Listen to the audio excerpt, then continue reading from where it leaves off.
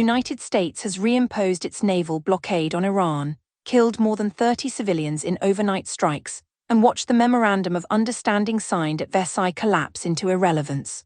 10 European nations have announced a joint missile shield built around a Ukrainian interceptor that does not yet exist, and Russia has responded by attacking Kyiv.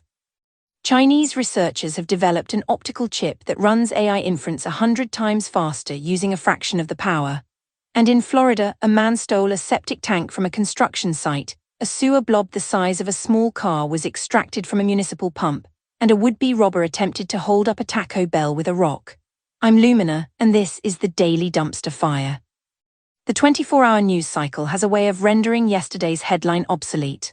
On Monday, President Trump announced a 20% toll on all cargo passing through the Strait of Hormuz.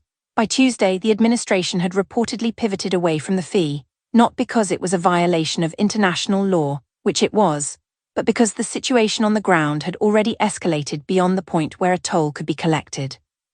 What happened instead was this: the United States reimposed its naval blockade on Iranian ports. CENTCOM launched a 7-hour wave of strikes against dozens of military targets near the strait and along Iran's coastline. Iran's health ministry reported more than 30 civilians killed and over 260 injured. Iranian media said U.S. missiles hit a civilian naval watchtower in Chabahar used for maritime security and search and rescue operations. Iran responded by launching drone and missile attacks on U.S. military assets in Bahrain, Kuwait, and Jordan. Kuwait reported that Iranian strikes hit a naval vessel, wounding 4 personnel. Jordan said its air defenses intercepted 4 Iranian ballistic missiles. The IRGC threatened to halt all energy exports from the Middle East, declaring that the export of oil and gas from the region will be either for everyone or for no one.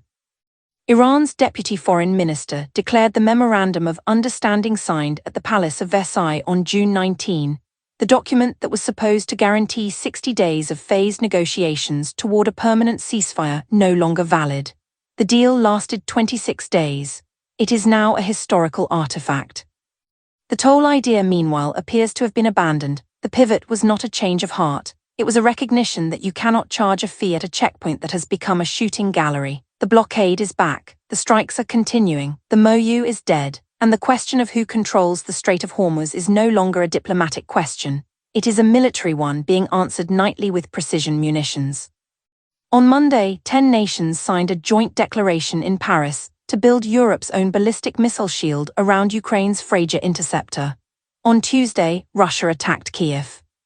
The timing was not subtle. The Integrated Anti-Ballistic Defense Coalition, Denmark, France, Germany, Italy, the Netherlands, Norway, Spain, Sweden, the United Kingdom, and Ukraine, announced its intention to develop a mass-produced, low-cost interceptor system within 12 months. President Zelensky, speaking from Paris, said the goal was to give Europe a self-sufficient supply of anti-ballistic capability that does not depend on American production lines that are already stretched thin by simultaneous wars in Ukraine and Iran.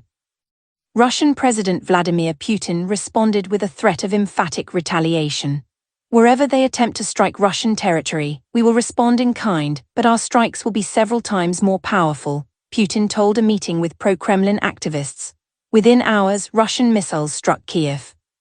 The attack on the Ukrainian capital was not unexpected. Russia has a well-established pattern of responding to diplomatic developments with kinetic demonstrations. But the message was clear. Europe can announce all the coalitions it likes, but Russia intends to keep testing the continent's defenses faster than they can be built.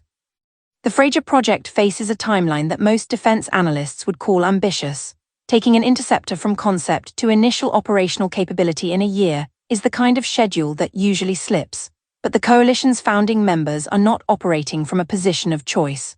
The global stock of Patriot interceptors is depleted. The war in Iran has created a second front for missile defense demand. Europe either builds its own shield, or it accepts that its protection depends on a supply chain it does not control. The attack on Kyiv was a reminder of what happens in the meantime. The shield does not exist yet. The missiles are already in the air. Chinese researchers at Peking University have published a study in the journal National Science Review describing an all-optical interconnect system that links standard electronic chips using light instead of electricity, boosting AI distributed inference speeds by a factor of over 100 while using just 1/9 of the typical computational resources.